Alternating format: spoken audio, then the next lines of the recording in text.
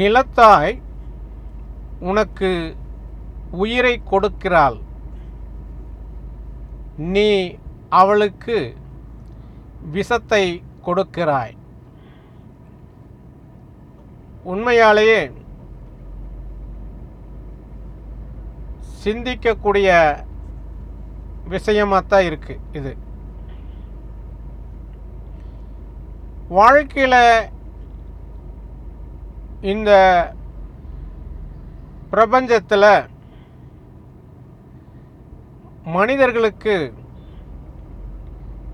தாயின்னு ஒருத்தர் இருப்பாங்க. அந்த தாய் ஒவ்வொரு மனிதனையும் 10 மாதம்தான் சுமக்கிறாள். ஆனால் இந்த நிலத்தாய் ஒவ்வொருவரையும் ஆயுள் உள்ளவரை சுமக்கிறது. அதாவது பெற்ற தாய் 10 மாதம் சுமக்கிறாள். வளற்ற தாய், அதாவது இந்த மண் தாய், இந்த நிலத்தாய், அவள் உன்னை ஆயுள் உள்ளவரை சுமக்கிறாள். உன்னை வளற்ற தாய் இந்த நிலத்தாய்தான் என்பதை நினைவில் வைத்துக்கொள்.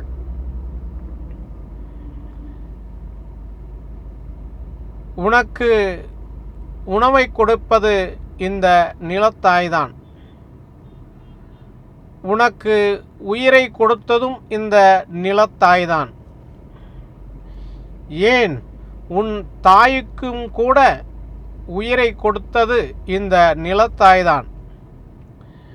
அப்படி இருக்கும்போது இந்த நிலத்தாய்க்கு நீ விஷத்தை கொடுத்தால் அவள் மாண்டு போவாள் அல்லவா? வாழ்க்கையில் எப்பொழுதுமே தன்னை வாழ வைத்தவர்களுக்கு மரியாதை செலுத்த வேண்டும் என்றால் அவர்களையும் நன்றாக நாம் வாழ வைக்க வேண்டும். அப்படி ஒரு மனிதன் வாழ்ந்தால்தான் இந்த பிரபஞ்சத்தில் மனிதன் அவதாரம் எடுத்ததற்கு மிகவும் அழகாக இருக்கும் என்பதுதான் உண்மை. அப்படி இல்லாமல் உங்களுக்கு இந்த நிலத்தாய் அமுதம் ஊட்டி வளர்க்கிறாள். அவளுக்கு விஷத்தை கொடுத்து கொஞ்சம் கொஞ்சமாக சாகடிக்கிறீர்கள் என்பதை நினைவில் வைத்துக் கொள்ளுங்கள். பால் ஊற்றிய வீட்டுக்கு பாதகம் நினைப்பது போல் உன்னையும் உன் பெற்றோர்களையும் அவர்களை பெற்றவர்களையும் இந்த நிலத்தாய் உயிரை கொடுத்திருக்கிறாள், உணவை கொடுத்திருக்கிறாள். அப்படியெல்லாம் இருக்கும்போது மனிதன் நீ நன்றி இல்லாமல் நிலத்தாய்க்கு விஷத்தை கொடுத்து கொஞ்சம் கொஞ்சமாக அழித்து கொண்டிருக்கிறாய் என்பதை நினைவில் வைத்துக்கொள். இப்படியே காலம் சென்றால் இந்த மண்ணில் எந்த உயிர்களும் பிற்காலத்தில் வாழ முடியாது. இந்த நிலத்தாய் யாருக்கும் உணவை கொடுக்க மாட்டாள் என்பதை நினைவில் வைத்துக் கொள்ளுங்கள். மனிதனுக்கு மட்டுமல்ல, இந்த பிரபஞ்சத்தில் இருக்கும் அனைத்து உயிர்களுக்கும் உயிரை கொடுப்பதே இந்த நிலத்தாய்தான் என்பதை நினைவில் வைத்துக் கொள்ளுங்கள். அப்படிப்பட்ட தாய்க்கு விஷத்தை கொடுத்து கொன்றுவிட்டால் இந்த பிரபஞ்சத்தில் எந்த உயிரும் வாழாது என்பதுதான் உண்மை. நிலத்தாயே இறந்துவிட்டால் என்றால் இந்த பிரபஞ்சத்தில் எந்த உயிர்தான் மீதம் இருக்க போகிறது என்பதை நினைவில் வைத்துக் கொள்ளுங்கள். கடவுளை வணங்க வேண்டும் என்று நினைக்கிறீர்கள். அந்த கடவுளை கல்லால் உருவாக்கி வணங்குகிறீர்கள். ஆனால் ஒவ்வொரு நாளும் ஒவ்வொரு நொடியும் உங்களை சுமந்து கொண்டே இருக்கிறாள் இந்த நிலத்தாய். அவளை நீங்கள் வணங்க வேண்டாமா? அப்படி வணங்கினால் உங்களுடைய வாழ்க்கை சிறப்பாக இருக்கும் என்பதுதான் உண்மை. மனதில் வைத்து கொள்ள வேண்டும்.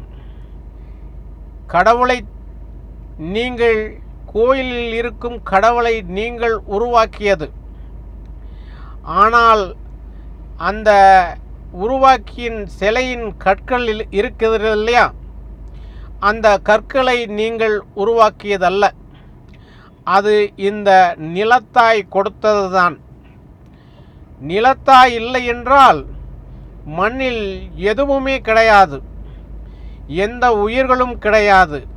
நீங்கள் கற்பனையில் எத்தனை சிலைகள் வேணாலும் செதுக்கிக் கொள்ளலாம். கற்பனையில் எதை வேணாலும் நீங்கள் நினைத்து கொள்ளலாம். கற்பனையில் எத்தனை பெரிய மாளிகை வேணாலும் கட்டிக்கொள்ளலாம். ஆனால் அத்தனைக்கும் இந்த நிலத்தாய்தான் உனக்கு அள்ளி கொடுக்கும் செல்வமாக இருக்கிறது என்பதை நினைவில் வைத்துக்கொள். நிலத்தாயை எப்பொழுதும் மதிக்க கற்றுக்கொள்ள வேண்டும். உன் தாயை மதிக்கவில்லை என்றால் இந்த பிரபஞ்சத்தில் நீ பிறந்ததற்கு அழகில்லை.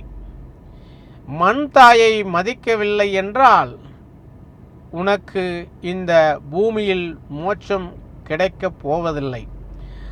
ஆகையால் எல்லோரும் இந்த மண் தாயை மதிக்க கற்றுக்கொள்ள வேண்டும். ஏனென்றால் உன்னை பெற்றதும் ஒரு தாய்தான், அந்த தாயை பெற்றதும் ஒரு தாய்தான், அத்தனை பேரையும் சுமந்து கொண்டு இருக்கும் தாய்தான் இந்த நிலத்தாய். இந்த நிலத்தாயை எப்பொழுதும் மதிக்க கற்றுக்கொள்ள வேண்டும். ஆகையால் நீங்கள் உங்களுக்கு உணவு கொடுக்கும் உயிர் கொடுக்கும் இந்த நிலத்தாய்க்கு விஷத்தை கொடுக்காமல், அதாவது மண்ணில் உரங்களை போட்டு மனிதர்களுக்கு அற்புதமான உணவை கொடுக்கும் தாய்க்கு மருந்து அதாவது உரம் என்பது தாய்க்கு விஷம் போலதான், மண்ணை கெடுப்பது போலதான். அதாவது நிலத்தாயை சீர்குலைக்க வைப்பது, உடல்நிலை சரியில்லாமல் போவது. உடல்நிலை சரியில்லை என்றால் ஒரு தாயால் இயங்க முடியாது. அது மட்டுமல்ல, ஒரு தாய் விஷத்தை கொடுத்தால் ஆரோக்கியமாக எப்படி வாழ்வாள் என்றால் நிச்சயமாக முடியாது. ஸ்லோ பாய்சன் என்று சொல்லுவார்கள். ஸ்லோ பாய்சன் என்றால் கொஞ்சம் கொஞ்சமாக ஒருவரை கொல்வது. அப்படித்தான் இந்த உரத்தை நீங்கள் கொடுத்து இந்த நிலத்தாயை கொஞ்சம் கொஞ்சமாக கொன்று கொண்டு இருக்கிறீர்கள் என்பதை நினைவில் வைத்துக் கொள்ளுங்கள். வாழ்க்கையில் எப்பொழுதுமே நம் தாய்க்கு எப்படி மதிப்பு கொடுக்கிறோமோ அப்படி நிலத்தாய்க்கும் மதிப்பு கொடுக்க வேண்டும். எத்தனை கோயிலுக்கு போனாலும் சரி, எத்தனை பூஜைகள் செய்தாலும் சரி, இந்த நிலம்தான் உன்னை சுமந்து கொண்டு இருக்கிறது என்பதை முதலில் நினைவில் வைத்துக்கொள். இந்த நிலத்தாய்தான் உன்னை சுமந்து கொண்டிருக்கிறாள் என்பதை நினைவில் வைத்துக்கொள். அவளுக்கு நீ நல்லது செய்யாவிட்டாலும் பரவாயில்லை, அவள் உன்னை எப்பொழுதும் தன் பிள்ளையாகத்தான் நினைப்பாள் என்பதை நினைவில் வைத்துக் கொள்ளுங்கள். தாய் எப்பொழுதுமே ஒரு பிள்ளை எவ்வளவு தவறு செய்தாலும் மன்னிக்கும் குணம் அந்த தாய்க்கு உண்டு. ஆகையால் அந்த தாயினுடைய எண்ணத்தை புரிந்து கொண்டு நடக்கும் மனிதனுக்குத்தான் உண்மையாலேயே இந்த பிரபஞ்சம் அற்புதமான சக்தியை கொடுக்கும் என்பதுதான் உண்மை. ஆகையால் இந்த பூமி தாயை மதிக்க கற்றுக்கொள்ளுங்கள். உங்கள் வாழ்க்கை சிறப்பாக இருக்கும் என்பதுதான் உண்மை. நன்றி.